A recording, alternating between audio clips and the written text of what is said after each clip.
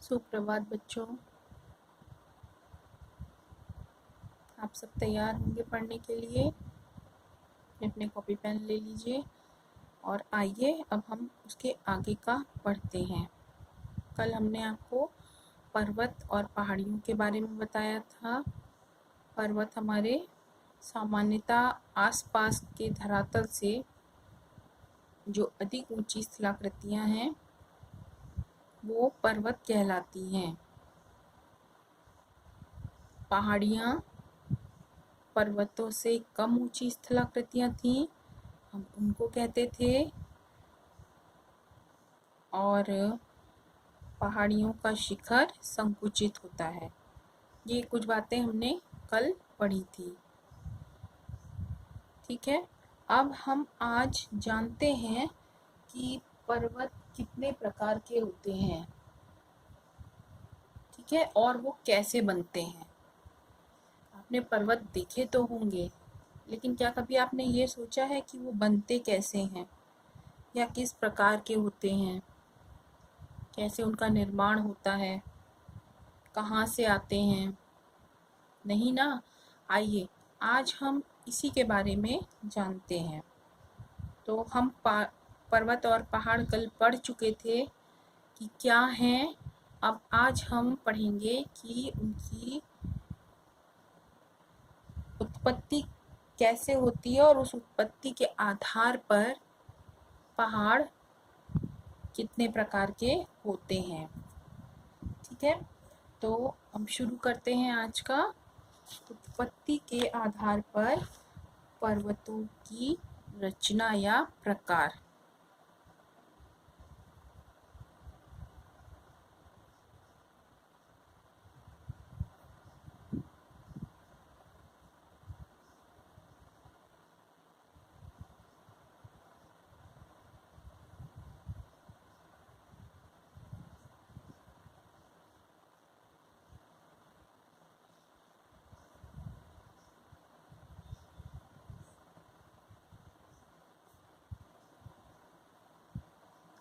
ठीक है बच्चों, उत्पत्ति के आधार पर पर्वत। उत्पत्ति के आधार पर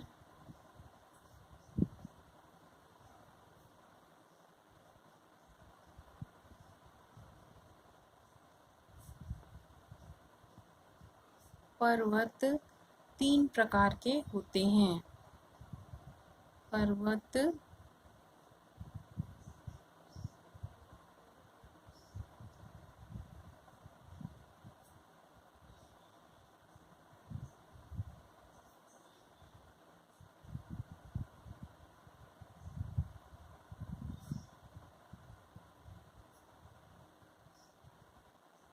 तीन प्रकार के होते हैं। ठीक है,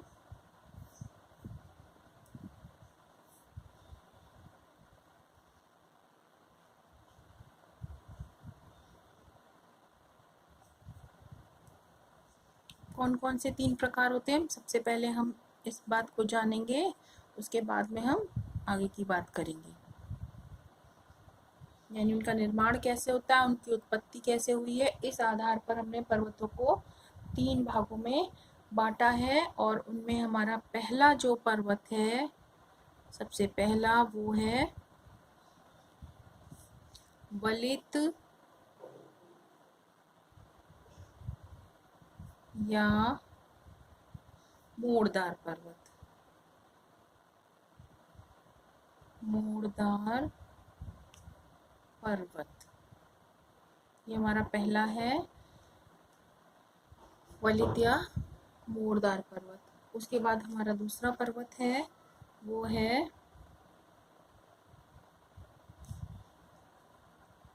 भ्रंश या खंड पर्वत। मीन्स टूटना, भ्रंश मीन्स टूटना।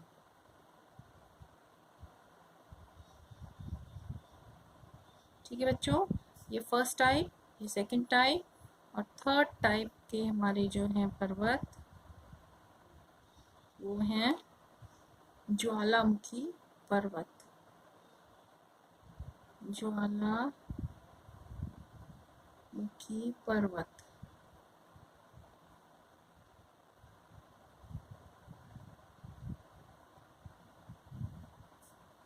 पर्वत के 3 प्रकार हैं, वलित या मूरदार पर्वत, भ्रंश या खंडित पर्वत, और लास्ट ज्वालामुखी पर्वत। ठीक है, ये हमारे 3 पर्वत हैं। अब इनको आपको पढ़ना है अलग अलग करके। तो सबसे पहले हम सबसे फर्स्ट से शुरू करेंगे, हमारे वलित या फोल्डेड माउंटेन।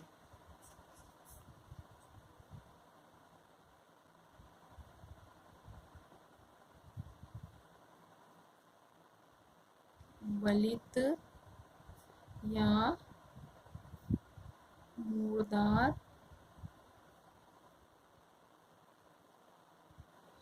पर्वत। ठीक है,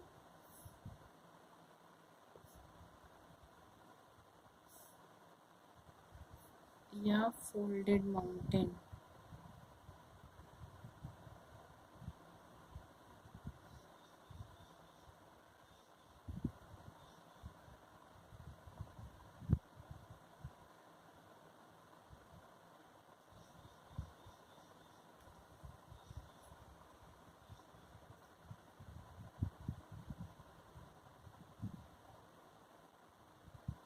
अब इन पर्वतों की कुछ विशेषताएं हैं,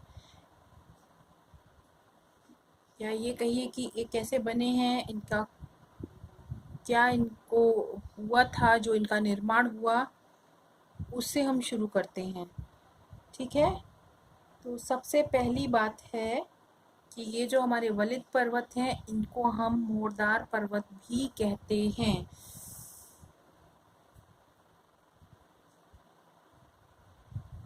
वलित पर्वतों को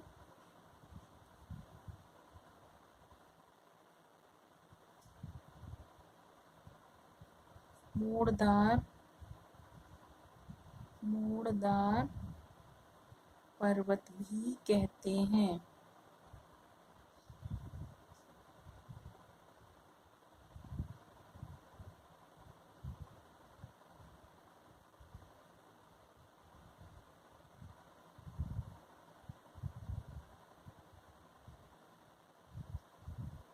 ठीक है बच्चों, अगली बात है, ये जो पर्वत हैं, ये आपकी पृथ्वी पर 2 तरह की क्रियाएं होती हैं, वो भी हम आगे बताएंगे।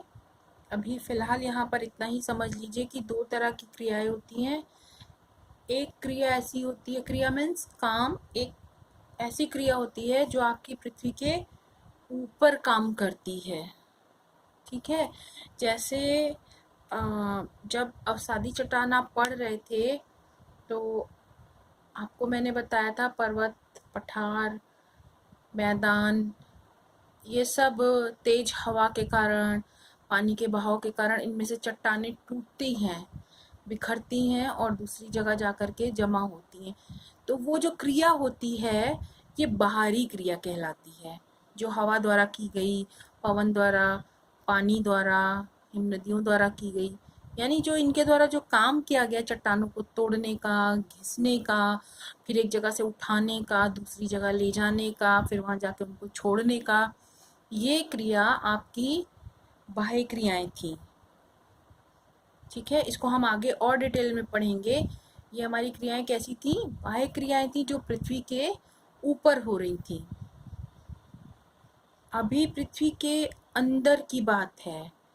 पृथ्वी की आंतरिक क्रियाओं के कारण जो अंदर क्रियाएं हो रही हैं, जैसे पृथ्वी की आंतरिक संरचना थी ना, उस आंतरिक संरचना में जो क्रियाएं हो रही हैं, उन क्रियाओं के कारण अगर भूपटल पर, यानी कि जब आपके धरातल की सतह पर कोई क्रिया होती है और उससे चट्टानों में वलन पड़ते हैं, वलन मीन्स मोड़, तो इन पर्वतों का निर्माण होता है।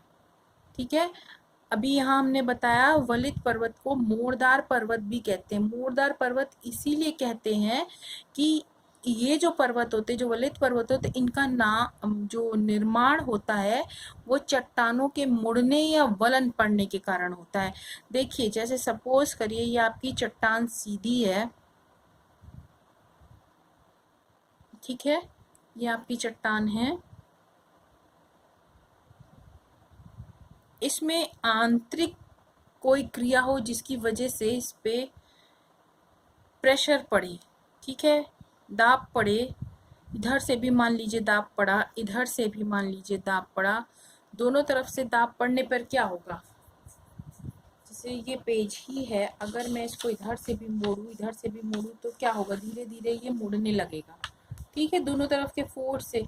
तो इसी तरीके से चट्टान होती है, जब इधर से भी फोर्स पड़ेगा और इधर से भी फोर्स पड़ेगा तो ये मुड़ने लगेगी, या तो ये टूट जाएगी या मुड़ेगी। जब चट्टान मुड़ जाएगी और मुड़ने से उसका शेप इस तरीके से हो जाएगा या उसमें वलन पड़ जाएगा, तो ये क्या कहलाता है, आपका वलित पर्वत। इसी तरीके से वलित पर्वत का निर्माण होता है। ये मुड़ने के कारण ही इसको मोड़दार पर्वत भी कहते हैं, ठीक है। तो अब इनका निर्माण कैसे होता है, पृथ्वी की आंतरिक शक्ति यानी पृथ्वी के अंदर जो शक्तियां काम कर रही हैं, उन शक्तियों के द्वारा भूपटल या आपके चट्टान धरातल पर जो चट्टानें हैं उनमें अगर वलन की क्रिया पड़ती है, होती है, तो उससे जो विकसित होने वाले पर्वत हैं वो क्या कहलाते हैं, आपके मोड़दार पर्वत कहलाते हैं। तो ये आपके वलित पर्वतों की डेफिनेशन हो गई। परिभाषा की वलित पर्वत क्या है, वलित पर्वत क्या है, पृथ्वी की आंतरिक शक्तियों, पृथ्वी की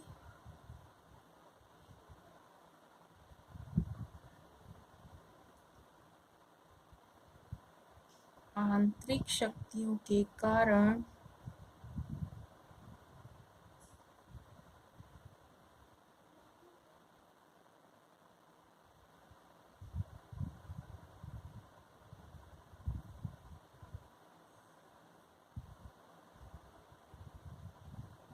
भूपटल की चट्टानों में,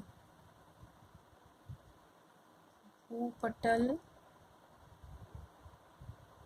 मीन्स धरातल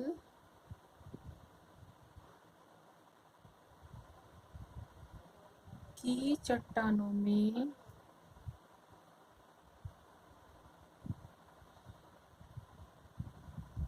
भूपटल की चट्टानों में वलन की क्रिया, ठीक है, यानी मुड़ने की क्रिया, वलन की चट्टानों में वलन की क्रिया, मुड़ने वलन की क्रिया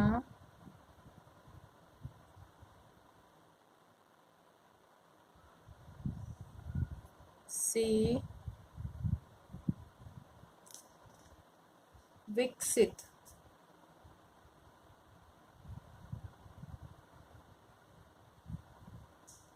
क्रिया से जो विकसित होने वाले पर्वत हैं, विकसित पर्वतों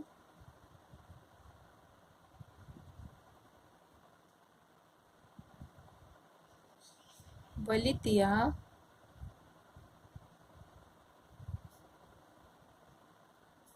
मोड़दार पर्वत कहते हैं, मोड़दार पर्वत कहते हैं।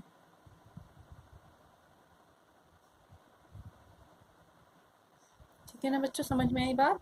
पृथ्वी की आंतरिक शक्तियों के कारण जो अंदर होने वाली शक्तियां हैं,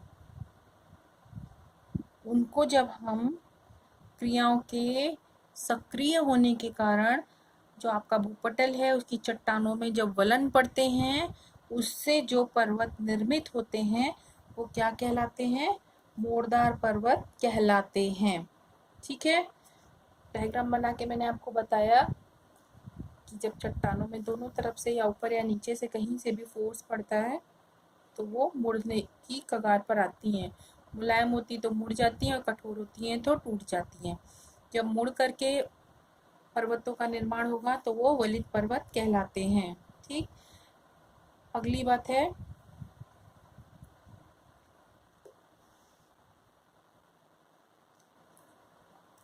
एशिया का जो हिमालय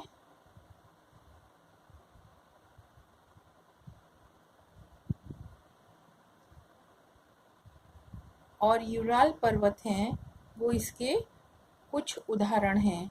ठीक है, एशिया में यानी आपके भारत में एशिया में हिमालय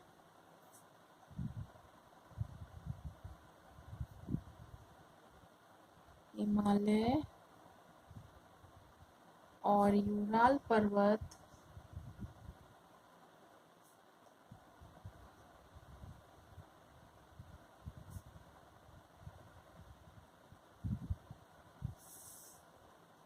उदाहरण हैं।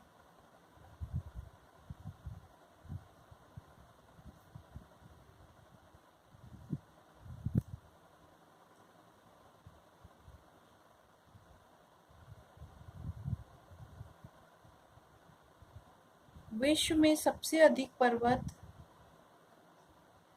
मोरदार पर्वत हैं। ठीक है, जितने भी पर्वत हैं उनमें सबसे अधिक पर्वतों की संख्या जो है वो मोरदार पर्वतों की होती है। विश्व में सबसे अधिक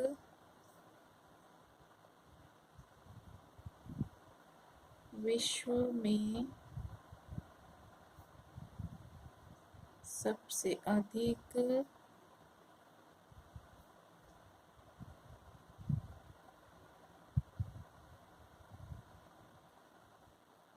पर्वत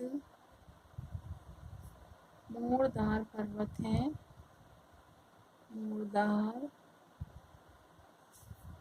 पर्वत हैं।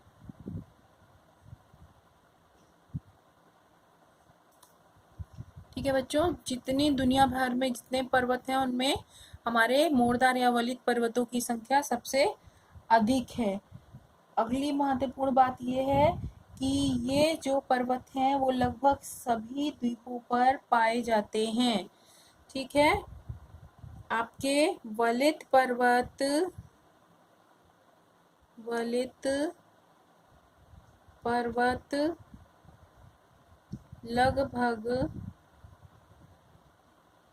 लगभग सभी महाद्वीपों पर पाए जाते हैं। सभी महाद्वीपों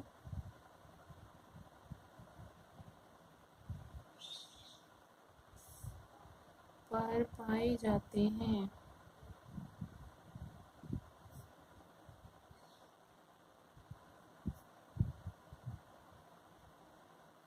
ठीक है,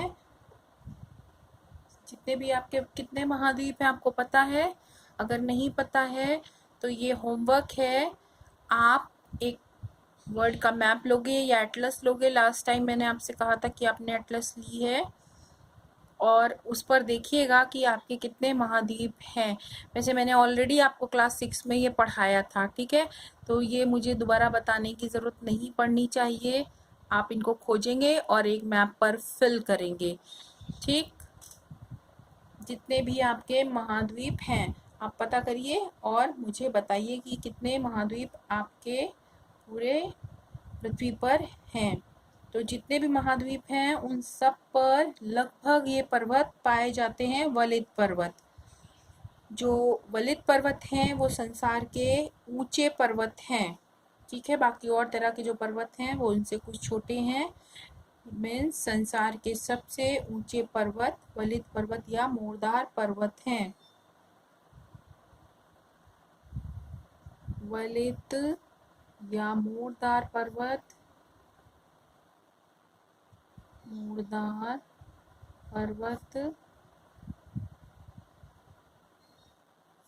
संसार के पूरे विश्व के ऊंचे पर्वत हैं। ऊंचे पर्वत हैं।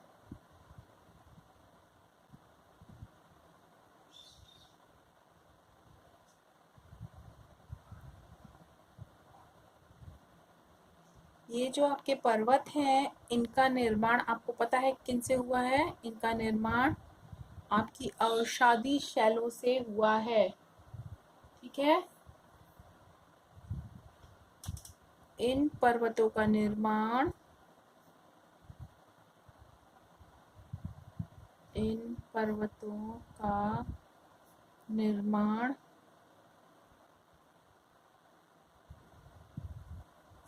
परतदार या अवसादी शैलों से हुआ है।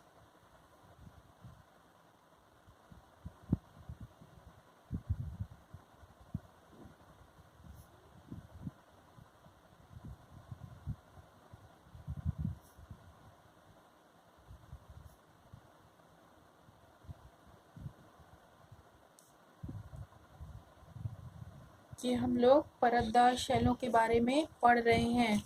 ठीक है बच्चों, आज मैं यहीं पर छोड़ रही हूँ, इसके आगे का कल बताऊंगी। Thank you.